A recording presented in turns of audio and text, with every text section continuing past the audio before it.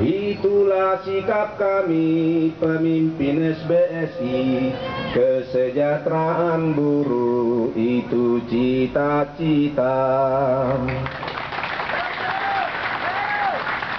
Lagu ini mendorong kawan-kawan supaya tidak takut ketika Marsinah dibunuh. Kita tahu dari kemaluannya ditembus dengan bambu runcing dan lepas ke punggungnya.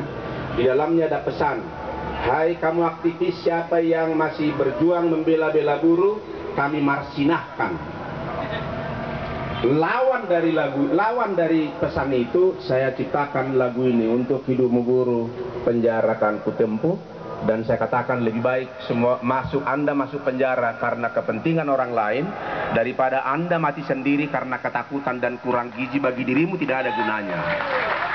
Ternyata itu mendorong, itu satu. Kedua, karena singkat tadi, dari awal saya 3 kali disebut orang sinting di Indonesia. Orang gila, orang ekstrim, macam-macam lah gelarnya. Ketika tidak sengaja saya buka kantor advokat tahun 78. Lalu saya bertahap menjadi advokat, menjadi pengacara buruh sejak 78. Di sini saya lihat tadi tinggal berapa orang kita pendiri di sini. Ada Eduard Marpau, lalu ada Amosi, saya tidak tahu ada Amosi apa enggak, dan ada Rasmina, tinggal 3 barangkali. Nah, itu saya disebut orang gila ketika membela buruh. Karena waktu itu uangnya tidak ada, terancam nyawanya, dan dituduh PKI. Kalau dituduh PKI berarti sah dibunuh, kira-kira begitu pada Orde Baru. Kedua, ketika saya mendirikan SBSI dengan beberapa kawan aktivis SPSI, saya juga dituduh ekstrim, menakutkan. Ketiga, ketika tahun 94 SBSI menuntut upah dari 2.800 ke 7.000. Semua para ahli membilang SBSI gila. Dan karena tidak ada respon yang baik, lalu saya menyerukan mogok nasional seluruh buruh di Indonesia. Resmi saya ajukan mogok nasional. Belum jadi mogok nasional, saya sudah dipenjarakan di Semarang. Nah, itulah pertama kali. Dan ternyata kemudian itulah yang mendorong ada upah hidup layak menjadi pembicaraan, walaupun sampai sekarang upah hidup layak belum terwujud. Itu yang pertama. Yang kedua, ketiga, pesan. Ketika lahir reformasi, SBSI mengundang kawan-kawan membentuk Forum Solidaritas Union. Bergabunglah kita bersama-sama. Lalu dari kebersamaan itu, dari tangan saya siapkanlah draft RUU 7 RUU. Kemudian dibicarakan di FSUI, dari FSUI dibicarakan di konferensi bipartit nasional. Lalu kita majukan ke DPR. Inilah menimbulkan kesadaran baru.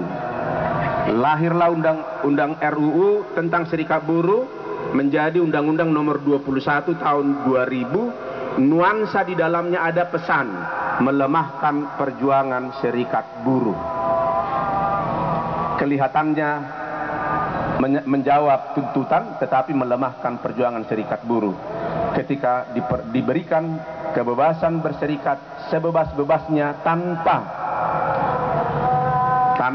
ada syarat atau pembatasan, lalu muncullah sebebas-bebasnya. Sebebas-bebasnya itu tidak memperkuat, malah melemahkan. Membatasi tidak boleh, tapi memberi batasan-batasan demokrasi boleh. Itu yang. Nah, lalu lahirlah Undang-Undang Nomor 21, kita ada sekarang. Sejak 2000 sampai 2012, 12 tahun sudah ada euforia banyak serikat buruh. Saya kira saat ini waktunya. Lalu maju ke undang-undang, ada 5 RUU dimajukan menjadi satu undang-undang namanya Undang-Undang Ketenagakerjaan. Yang tiba-tiba muncul outsourcing dan kontrak. Dan itu muncul tiba-tiba ketika undang-undang itu, RUU itu sudah disahkan, sudah disepakati lah begitu belum disahkan, tiba-tiba muncul 2 konsep ini. Dan waktu itu kita kompak dengan pengusaha, kita lawan undang-undang itu. Ini menimbulkan kesadaran baru. Naiflah kalau buruh mengatakan tidak peduli politik.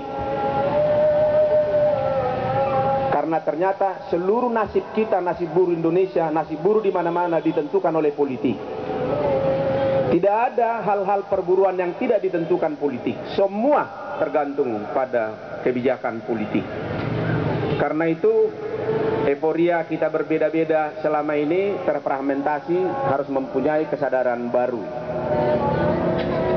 Saya sudah bilang tadi, sejak 78 saya berjuang, itu berarti 34 tahun hari ini.